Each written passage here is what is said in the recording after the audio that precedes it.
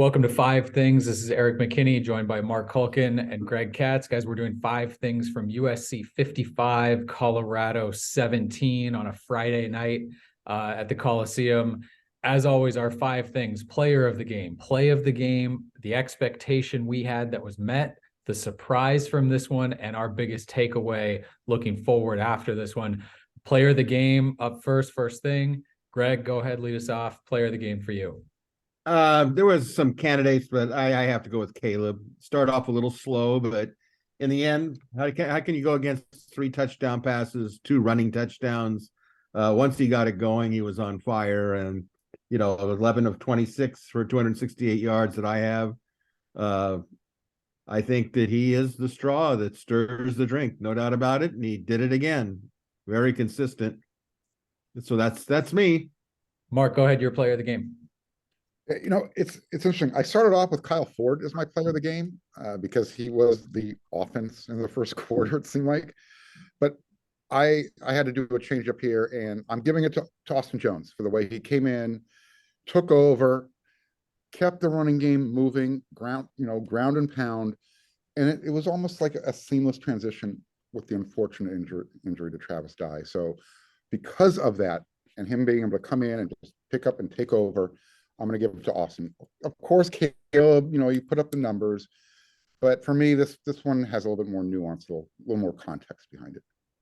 Austin finishes team high in receptions, four catches in that one, ran for 74 yards, scored that kind of fun flip touchdown into the end zone that the team really needed at that point. I'm going to go defense. I'm going to split it between Tuli and Kalen. I think Tuli gets 75% of mine, and Kalen gets the other quarter there. 2.5 sacks for Tuli, gets the half sack on what turns out to be a safety on a intentional grounding penalty in the end zone. It's part for this, and also part for a good defensive performance looking forward now to UCLA. I think the defense sort of needed that. They needed something. And yes, it's Colorado, and yes, they have been absolute garbage all season, but you still need to put it together, still need to have a good performance. Tuli is double-digit sacks on the season now, had 2.5 here, playing really well, and USC is absolutely going to need that next Saturday. Second thing, that's the play of the game. Greg, back to you. What's your play of the game? Well, it was the downer play of the game. It was the one that was with 2 minutes and 44 seconds in the second quarter. When Dye went out, my first thought was, well, now we're going to find out about the other 3 running backs. And the nature of the injury, I mean, it was very touching, very emotional to see the team, not only USC gather around Travis Dye, but members of Colorado. I thought that was really classy. You don't see that very often. You don't see very often where your entire team comes and sees somebody on the cart, let alone the other team. So I thought that was the play of the game for me. And usually I would like to have something positive, but this really stuck out like a sore thumb to me. Marc, your play of the game. Yeah, I'm with Greg on this. If there is a positive that you want to take out of it, is you hope that the team just galvanizes around it. You see the reaction on the field. Greg, you brought it up, even the Colorado players. That just shows you the amount of respect that Travis has earned in the locker room and throughout the Pac-12 conference. And Lincoln Riley even touched on it after the game. He said, he's done for the year. But he has married up, and so he has a nice wife to look forward to when he gets home. So things will work out just fine. Now that's turning a negative into a positive. Kudos to you, Marc Kulkin. But I will say this: what was also very touching was when he was basically, at least from what I could see, crying on the shoulder of Lincoln Riley. And that wasn't one of those, this will look good on camera moments if you're the head coach. This was really sincere between a player and a coach. And I totally appreciated that, and how emotional that must have been for both of them at the time. But I will say this: losing Travis is horrible, but you're not losing his spirit. He will be there on the sidelines. And so he can't carry the ball, but I'll tell you what, no one will root harder than he does for his team and be an assistant grad coach, if you will. So that is a positive, in my opinion. And both Lincoln Riley and Caleb Williams said exactly that. They said, he's not going anywhere. He's still here. We're still going to have him, just not carrying the ball. And he means so much to this team. And Lincoln said that too. We love him. We love Travis. He made such a huge impact in less than a year at USC after coming down from Oregon. That's the play of the game, because it's the play of the rest of the season, right? Because it changes a lot of stuff of what USC can do offensively. I think we all like Austin Jones. Raleek Brown showed a lot of flash here. Travis Dye, clearly for these coaches, for this team, was a rock in that backfield. And that's big for him. Just in terms of the game, for me, I'll say that the Thule sack, forced fumble, USC kind of throws together 2 quick touchdowns, and that sort of spread the game apart, where it felt like that's done, right? Colorado can't win at this point. I think Brendan Rice's touchdown catch was a nice play in this one too, but I think everyone in agreement that Travis Dye play was significant in this one and long term too. Third thing, and that's the expectation you had going into this one that was met in this game. Greg, back to you. Well, the line was 34 points. Correct me if I'm wrong. And I was a little nervous for the boys in Las Vegas and those who put down a bet, but they came through at the end in the fourth quarter and piped that one in there, got it up to a 38-point thing. There was a lot of excitement, I'm sure, at Caesars Sportsbook there. So the expectation was met. Once again, the boys in Vegas called the shot correctly. Mark, your expectation that was met. Yeah, that they beat a team that they should, like a drum. And it took them a little while to get started, which is a little concerning. Last week in the fourth quarter, they were outscored 21-7. They opened up the first quarter, they were outscored 3-2. So that's something I think that Lincoln Riley is going to have to address. He talked about that he thought the short week, they had a great week of practice. Well, turns out they didn't, because Caleb Williamson, we had some communication issues, and those are the things we have to clean up. So to me, that just tells me that this team was looking past these 2 opponents, maybe, at least on the offense, and they're hopefully going to clamp down and get ready for UCLA and then Notre Dame. Yeah, the expectation is that it was going to be a blowout, right? And at the end of the game, it is a blowout. So boom, expectation met. I'm gonna jump in and go surprise, because it goes right hand in hand. And it's like you said, they didn't start well. And this was a game where you assumed they're going to come out and take out their frustrations of the last 2 games and really be able to start well. And kind of run away from Colorado early. It did not happen. And there were times in that first quarter where you thought, gosh, does this linger and linger and linger? And then again, going back to the expectation, no, USC pulls away and puts it all together. I was surprised that a couple games in a row now offensively, they've kind of tripped over themselves getting out of the gate. 2 home games against teams that have just not been good defensively. And then again, we'll get into the takeaway here in the 5th thing, but you guys finish up 4th thing, and that's the surprise. Greg, go to you for your surprise in this one. Well, Mark really said it, in my opinion, the slow start. I mean, if someone had said to me, and here's your first quarter score, it's 3-2, and I'd say, who's pitching?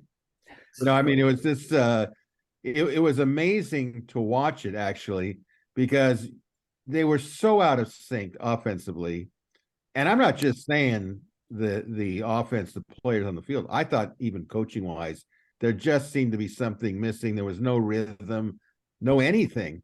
And I don't know if, I don't know. What did they list the crowd at? Do you have a beat on that? 62,000. Yeah. Well, it didn't look like there were 60,219, whatever the number was. Well, it didn't seem like there was that many. And sometimes the crowd needs to really get into it. And I don't know if I felt the crowd was as into it, but maybe that was a reflection of what they were watching on the field. 61,206 is the official number. Yeah, Mark, go ahead with your surprise. And we should say that there was, right, Jordan Addison, he started and got the first catch, but then very limited after that. They also shook up the offensive line. Andrew Voorhees dealing with kind of lingering stuff. He didn't play. Mario Williams came out and went through warmups, but then didn't suit up for the game. So again, that's still kind of disjointed offense, just in terms of who's out there on the field, right? Kind of working through that. But Mark, you're surprised from this one. Yeah, it's the slow start. Look, for me, I'm a really simple person. I'm told that all the time. So for USC to be in this position and to look, Lincoln Riley described it as frustration when the team isn't performing well.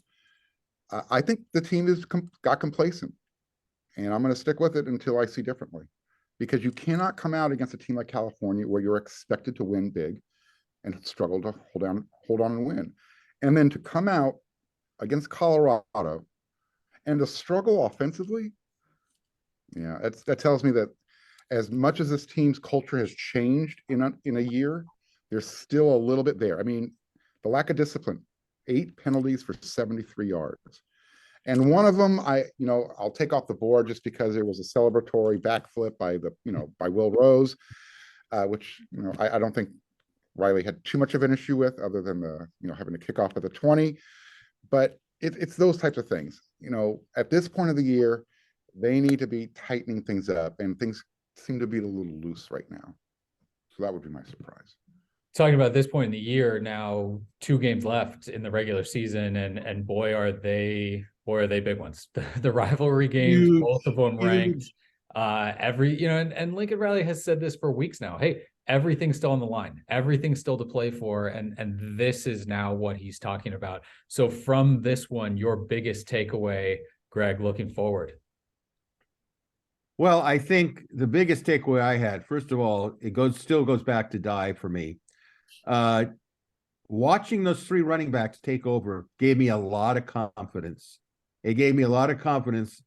Now, I don't know if they can perform on what's going to be the biggest stages of the year. I mean, when they walk into that Rose Bowl and it is filled, and the commotion and everything. Now, Dye is used to it. Okay, Dye has been there, done that. He's not going to drop the pass. Will one of these guys drop the pass? He isn't going to fumble. Are one of them going to fumble? But I think skill-wise, if the offensive line performs, I think that those guys can move the chains. I have no doubt about it. I think, if the one who really surprised me, not in the sense that I didn't think he was that good, but how about Barlow, huh?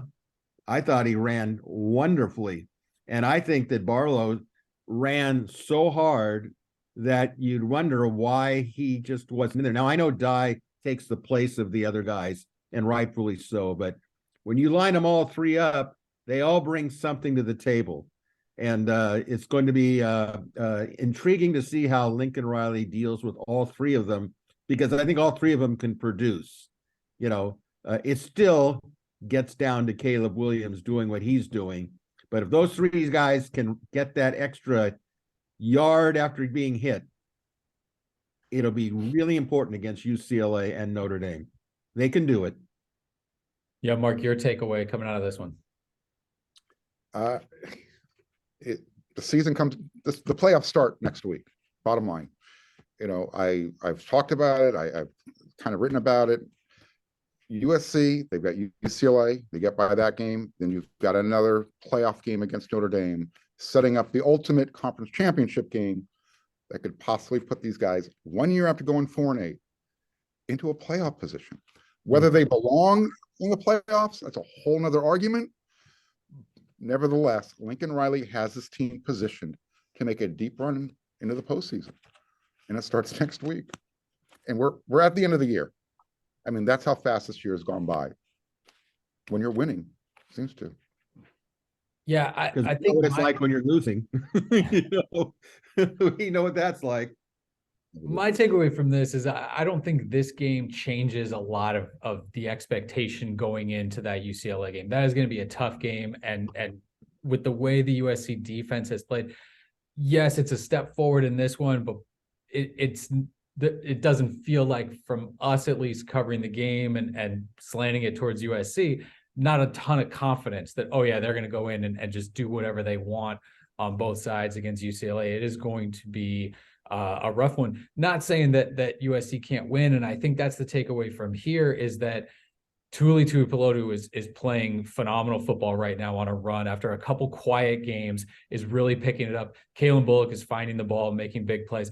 Those players, you're getting a little spark from Malik Brown. You've got guys sort of on an upswing now here going into that one. And I think, would you rather have Travis Dye on the field for you or on the sideline? Of course, on the field, but I think there is a sense of potential like galvanization behind an injury like that and what that can do to a team coming together. We saw it sort of on the sideline. Immediately they score, and then there's a little bit of a funk, and you could feel kind of in that second half, hey, they came together, and who knows if they're saying let's win it for Travis or anything like that. But I do think there's a chance, and that's kind of the takeaway here, that it springs them forward a little bit. You got to make the plays, right? Austin Jones has got to make the plays, read the blocks, hit the holes, hold on to the ball, do all that stuff. But I do think there is the momentum now, based on this, some performances and everything that goes into it, the momentum that I think you want going to UCLA. Would love to see Jordan Addison fully healthy. Would love to see Eric Gentry on the field at all. There's still those things that give you pause for thinking how good USC's chances are going into that one.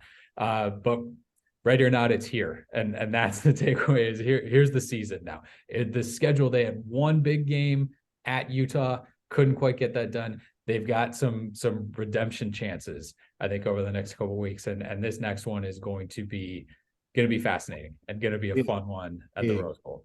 Brendan Rice, of all people, post game was really looking forward to this rivalry. And I asked him, he's like, I want to be a part of it. And he's already into it, where he actually dropped a couple of curse words in his interview. So we'll have that up later. Oh no. Bryson Shaw, right? Bryson You actually got that? You got that for the fans? We got everybody covered. We knew we could cover you. We could count on Mark. Bryson Shaw said the same thing. Big rivalry game. Really looking forward to being part of these are guys that have played in some rivalry games, Michigan, Ohio State for Shaw. And a lot of, that's kind of what the transfer portal does, right? A lot of guys are experiencing it for the first time. And they did say kind of head down, same thing as this week, got to keep it going. But they know what's on the line. They know what's at stake when it's USC, UCLA, both teams ranked potentially in the top 10, definitely in the top 15 for that one. So again, that's our look here at this one, kind of a placeholder before we get into the real meat of this thing. But USC 55, Colorado 17. For Marc Kulkin, for Greg Katz, this is Erik McKinney. Thanks for watching WeAreSC. Thanks for watching 5 Things.